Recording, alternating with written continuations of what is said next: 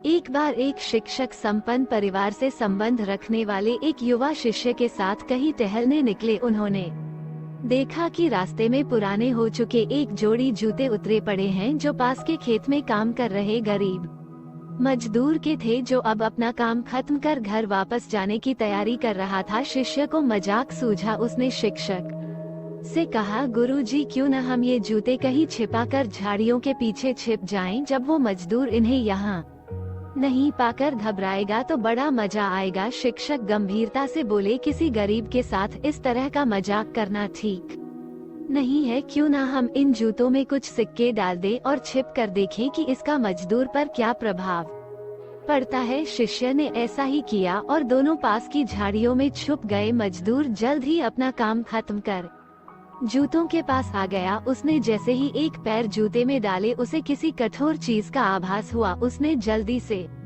जूते हाथ में लिए और देखा कि अंदर कुछ सिक्के पड़े थे। उसे बड़ा आश्चर्य हुआ और वो सिक्के हाथ में लेकर बड़ी गौर से उन्हें पलट पलट कर देखने लगा। फिर उसने इधर उधर देखने लगा। दूर दूर तक कोई नजर नहीं आया तो उसने सिक्के अपनी जेब में डाल लिए। अब उसने दूसरा जूता उठाया, उसमें भी सिक्के पड़े थे। मजदूर भावुक हो गया, उसकी आंखों में आंसू आ गए। उसने हाथ जोड़ ऊपर देखते हुए कहा, हे भगवान, समय पर प्राप्त सहायता के लिए उस अनजान सहायक का लाख लाख धन्यवाद। उसकी सहायता और दयालुता के कारण आज मेरी बीमार पत्नी को दवा और भूखे बच्चों को रोटी मिल सकेगी। मजदूर की बातें सुन शिष्य की आंखें भर आई। शिक्षक ने शिष्य से कहा, क्या तुम्हारी मजाक वाली बात की अपेक्षा में जूते में सिक्का डालने से तुम्हें कम खुशी मिली? शिष्य बोला, आपने आज मुझे जो पाठ पाया है उसे मैं जीवन भर नहीं भूलूंगा। आज मैं उन शब्दों का मतलब समझ गया हूँ